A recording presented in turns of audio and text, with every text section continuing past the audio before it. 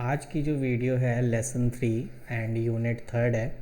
इससे पहले की वीडियो ऑलरेडी मैंने अपलोड कर रखी है, तो जो भी उस चीज़ से इंटरेस्टेड है तो वो पहले आप वो वीडियो देख लीजिए, उसके बाद जो है आप ये वीडियोस देख सकते हैं, क्योंकि बेसिक से सारी चीज़ें हैं और आपको सारी चीज़ें आपको मिलेंगी मैक्रो इकोनॉमिक्स सेमेस्टर 6 से रिलेटेड। और जैसा कि आपने थंबनेल भी देखा है, आप इजीली इसको पढ़ सकते हैं और एग्ज़ाम में आप अपने एग्ज़ाम को अच्छा कर सकते हैं। तो लेसन 3 जो कि बताता है इक्विलिब्रियम एंड मल्टीप्लायर के बारे में कि इक्विलिब्रियम क्या होता है। तो इक्विलिब्रियम के अकॉर्डिंग हम बात करें, क्योंकि कहीं ना कहीं हमारे पास ये चीज़ें मैंने आपको बता रखी है कि कंजम्पशन फंक्शन क्या होता है।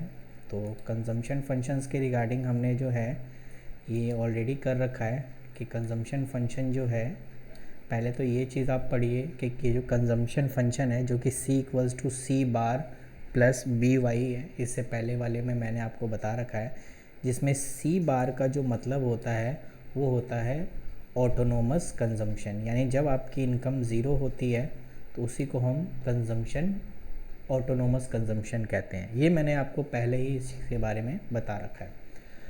जैसे कि टॉपिक है, ये सारे डायग्राम आपको मैंने प्रीवियस वाली वीडियो में ऑलरेडी बता रखा है, तो इसलिए आपको ज़्यादा प्रॉब्लम नहीं आएगी, ठीक है। तो इक्विलिब्रियम की बात करें तो इक्विलिब्रियम में हमेशा ये याद रखना, इक्विलिब्रियम का मतलब होता है जब आपका एग्रीगेट डिमांड बराबर हो एग्रीगेट सप्लाई। तो कहने का मतलब यहाँ पर है कि जब आपका AD इक्वल्स टू AS हो, ठीक है, मैं रिपीट कर रहा हूँ, जब आपका AD इक्वल्स टू AS मतलब एग्रीगेट सप्लाई और AD मतलब एग्रीगेट डिमांड। तो कहने का मतलब एग्रीगेट डिमांड जब एग्रीगेट सप्लाई के बराबर होता है तो हम कहते हैं वो एक इक्विलिब्रियम है। और मैं आपको बता दूं, जो एग्रीगेट सप्लाई होता है उसी को हम इनकम बोलते हैं, जिसे Y से रिप्रेजेंट करते हैं। इसीलिए आप यहाँ देखेंगे कि ये जो Y इक्वल्स टू AD है, जहाँ पर बता रखा है कि AD equals to C plus I है, ठीक है। और अगर आप 3 सेक्टर की बात करें तो गवर्नमेंट भी इसमें इन्वॉल्व हो जाती है। तो कहने का मतलब साफ साफ ये है कि अगर आपको इक्विलिब्रियम पता करना है तो आपने Y इक्वल्स टू AD रखना है। जैसा कि अभी मैंने बताया, Y जो होता है वो AS ही होता है और इसको प्रूव करके बता रखा है। और दूसरा जो इक्विलिब्रियम होता है वो होता है आपका S इक्वल्स टू I, यानी सेविंग इक्वल्स टू इन्वेस्टमेंट। तो ये जो पॉइंट्स आपने जो किए हैं, बता रखे हैं कि यहाँ जो दो इक्विलिब्रियम होता है, एक तो Y इक्वल्स टू AD जैसा कि ऊपर बता रखा है, और इसी को एक्सप्लेन करके लास्ट में आपका ये निकल कर आ जाता है आपका S इक्वल्स टू I।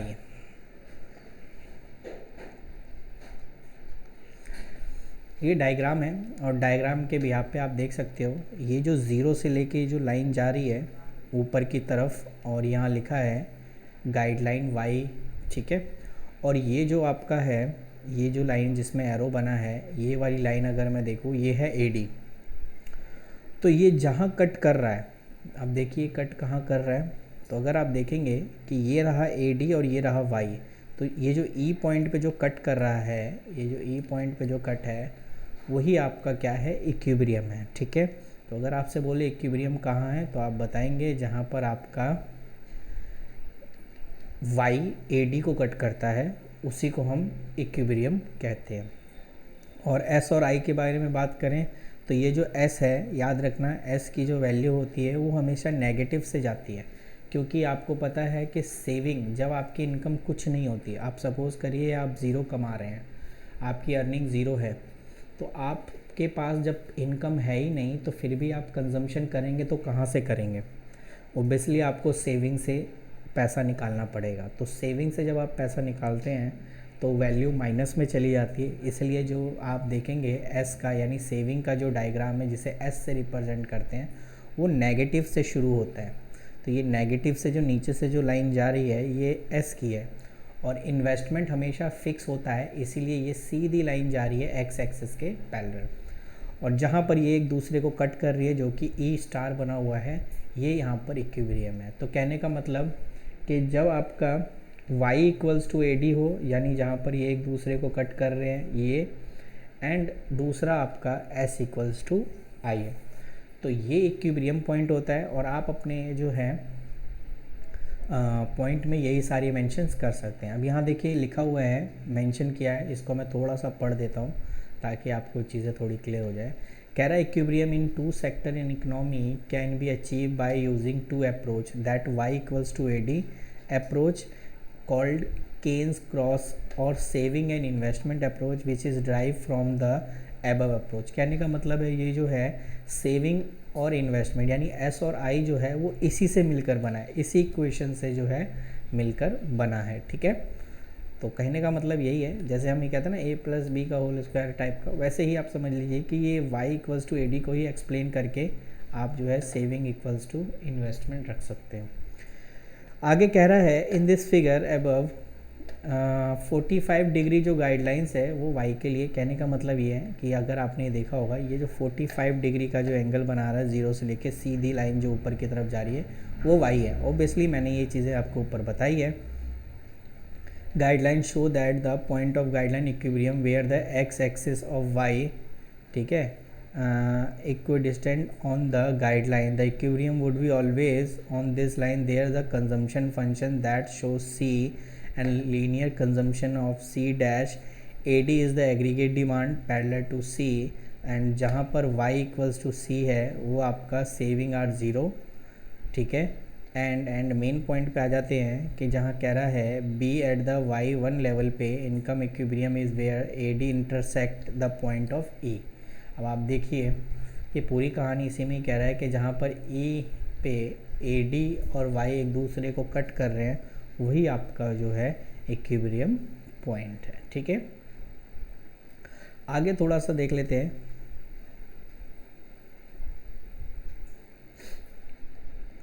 तो आई होप आपको इक्विलिब्रियम का पॉइंट समझ में आया होगा। ये सारी चीज़ें उन्हीं की बिहाफ पे बात कर रहा है, और अगर आपको ये चीज़ें और अच्छे से सीखना है तो आप जो है मेरे 12th वाले इकोनॉमिक्स के उस पर पॉइंट पे जाएंगे, प्लेलिस्ट में जब जाएंगे तो वहाँ पर और अच्छे से एक्सप्लेन कर रखा है ताकि आपको वो बेसिक चीज़ समझ में आ जाए इक्विलिब्रियम क्या होता है।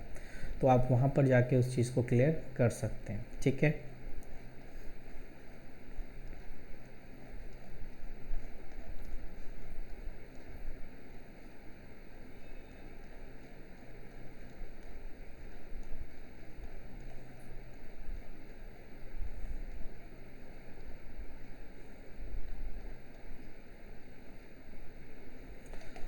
मल्टीप्लायर क्या होता है?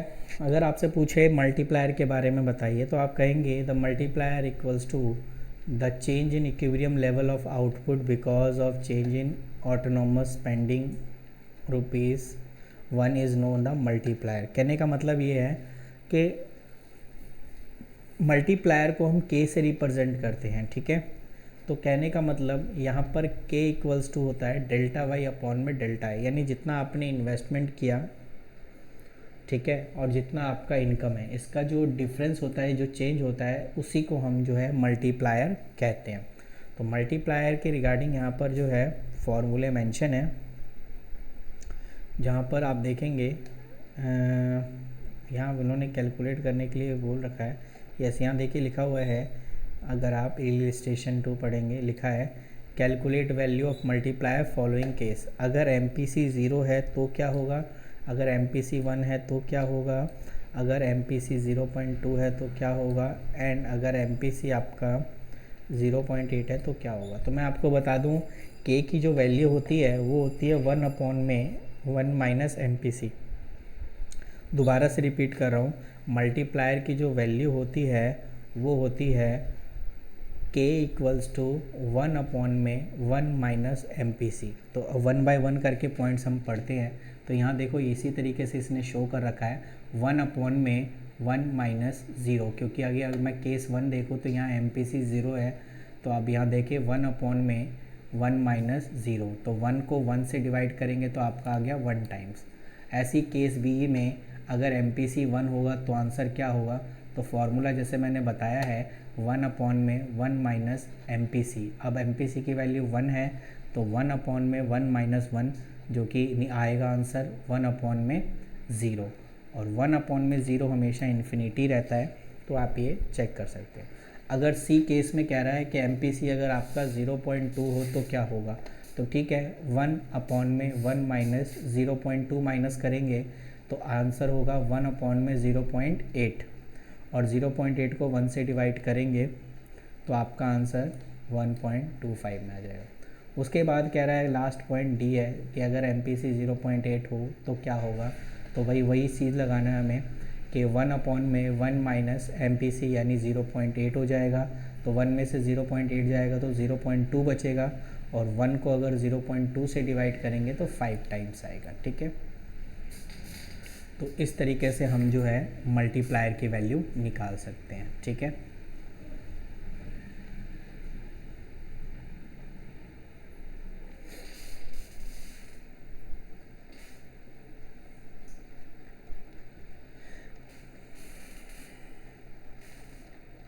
बाकी इनके जब हम MCQs करेंगे वहाँ पर क्वेश्चंस को हम चीज़ों को क्लियर कर लेंगे। ठीक है, अब इसमें से मैं आपको जो है कुछ इम्पॉर्टेंट क्वेश्चंस मार्क करवा दे रहा हूँ ताकि आप जो है उस क्वेश्चन को 12th की बुक से भी कर सकते हैं, तो आराम से इस चीज़ को करना है।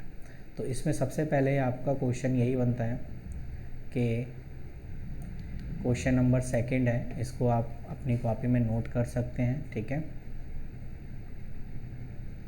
और explain the concept of multiplier and 2 sector, ये वाला क्वेश्चन इम्पॉर्टेंट है। ठीक है, उसके बाद आपका effect of expansionary physical policy on equilibrium level of output. खैर ये वाला क्वेश्चन पॉइंट जो है वो आप तभी कर सकते हो जब चीज़ें आपको ये क्लियर हो जाएंगी। फिज़िकल पॉलिसी, देखो यहाँ पर लिखा हुआ है फिज़िकल पॉलिसी के रिगार्डिंग आपका क्या है। ठीक है, तो ये जो क्वेश्चन है कि फ़िज़िकल पॉलिसी का इक्विलिब्रियम में क्या इम्पैक्ट पड़ता है, इसको मैं समझा देता हूँ क्योंकि एक थोड़ा सा इम्पोर्टेंट क्वेश्चन है, तो आई होप आपको ये चीज़ें क्लियर हो जाएंगी। तो अगर मैं इस चीज़ को देखूँ, वापस से हम उस पॉइंट पे आ जाते हैं। Yes, impact of physical policy on equilibrium level, ये वाला जो पॉइंट है इसे आप देख सकते हैं। कह रहा है कि physical policy refer to change in government policy which respect to change in government expenditure and taxation policy. There are 2 type of physical policy: expansionary physical policy where the either increase the government purchase and decrease in taxes, contradictory physical policy where government reduce the government purchase and increase the tax। ये points आप इसमें देख सकते हैं। कहने का मतलब है सरकार के पास 2 ऑप्शंस होते हैं। एक में ये होता है कि सरकार जो है खर्चा ज़्यादा करे और टैक्स जो है कम कर दे। ठीक है, ओबियसली टैक्स कम करेंगे तो सीधी सी बात है सरकार परचेज़ भी कर लेगी। और वहीं अगर आप देखें तो दूसरा जो होता है ये जो आपका लिखा है ना कॉन्ट्रैक्शनरी, जिसमें फिजिकल पॉलिसी जो होता है where government reduce the government purchase. ठीक है, गवर्नमेंट जो है परचेज़ करना बंद कर देती है और टैक्स को बढ़ा देती है। तो इससे क्या होता है आपका the former bring the upward shift the aggregate demand, इससे आपका एग्रीगेट डिमांड कम हो जाता है। और आपको बता दूं जब एग्रीगेट डिमांड कम होगा तो ये आपका जो है नीचे की तरफ शिफ्ट करेगा। ठीक है, और जब आपका टैक्स कम हो जाता है तो ये ऊपर की तरफ शिफ्ट करेगा। तो इससे कहीं ना कहीं एग्रीगेट डिमांड जो है शिफ्ट हो जाता है, क्योंकि ये कह रहा है अपवर्ड शिफ्ट होगा aggregate demand causing the change in equilibrium level of output below. तो कहने का मतलब है अपवर्ड का मतलब है ऊपर की तरफ शिफ्ट होना। ठीक है, तो इससे आपका एग्रीगेट डिमांड ऊपर की तरफ शिफ्ट होगा। और दूसरे में मेंशन कर रखा है, इसने नहीं किया हुआ है। तो कहने का मतलब ये है कि अगर फिजिकल पॉलिसी 2 टाइप की होती है, एक्सपेंशनरी एंड कॉन्ट्रैक्शनरी। तो एक्सपेंशनरी में क्या होता है, जो इसमें जो है गवर्नमेंट जो है ख़रीदती ज़्यादा है और टैक्स कम लगाती है, डिक्रीज इन टैक्स। और दूसरा जो कॉन्ट्रैक्शनरी जो होता है जिसमें गवर्नमेंट जो है reduce the government purchase and increase the tax, tax को इंक्रीज़ करती है। उसके बाद अगर मैं बात करूं तो इससे आपका जो शिफ्टिंग है अपवर्ड ऊपर की तरफ चला जाता है। तो ये इफ़ेक्ट आपका इक्विलिब्रियम में होता है। तो आई होप आपको ये चीज़ें क्लियर हो गई होंगी।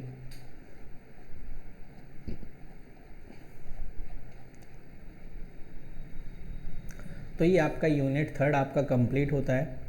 नेक्स्ट जो आपका होगा वो होगा चैप्टर यानी unit 4 and lesson 1 open economy and large and small scale.